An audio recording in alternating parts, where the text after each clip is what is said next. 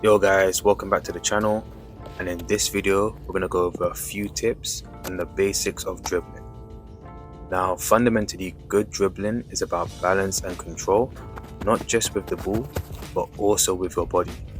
So if you can work on things like your agility, your core strength and body balance, you'll already be in a much better position before you even touch a football.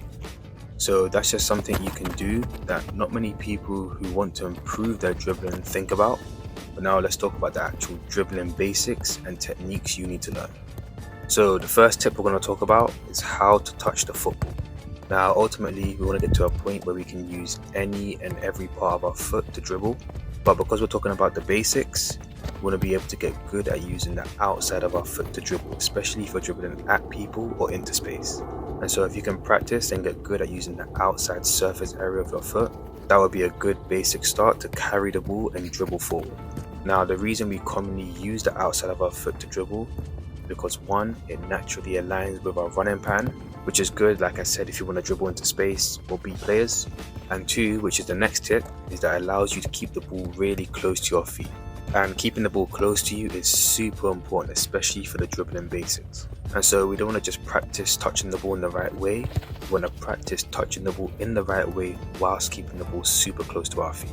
And a good way to practice close control is to touch the ball with every step you take.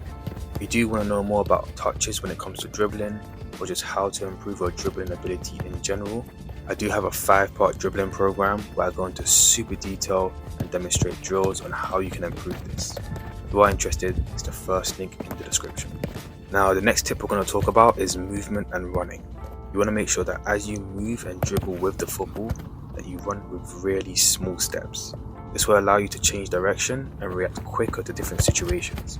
Because if you was to dribble with really big and long strides, oftentimes the defender will just be able to read that and time his tap. And so you want to keep the defender on his toes and guessing by taking really small steps and quick touches with the football. And another tip that's going to help you with that is by constantly staying on your toes. Now it's important to stay on your toes in general, even more so when it comes to dribbling, because it allows you to be light and springy on your feet, which means you can chop and change and react quicker. Plus, it's just very hard to dribble or move forward if you're flat-footed. And so making sure we're constantly on our toes whilst taking small strides is going to allow us to dribble correctly. A good exercise you can do to improve this, that's also helped me stay on my toes better, are to do farmer's walk. So you grab a pair of decently heavy weights. You can do this with dumbbells, kettlebells, or just any heavy object that you can hold in each hand. And then you're going to go on your toes and just walk in a straight line. As well as keeping you on your toes, this is also a really good exercise to strengthen the ligaments and tendons around your ankle. Now the next tip we're going to talk about is lowering your center of gravity. And this is a really good tip, especially for beginners, because as you dribble and beat people, you're often going to have a lot of body contact trying to stop you. And so you want to make sure that you're low and are stuck to the ground as much as possible. So when players run beside you and try to stop you, you become really difficult to move off the ball. And so the best way to lower your center of gravity is to have your knees bent and hips as low as possible when dribbling. So this combined with staying on your toes and taking really small and quick steps, it's going to make you very difficult to stop, especially if you're doing this at pace.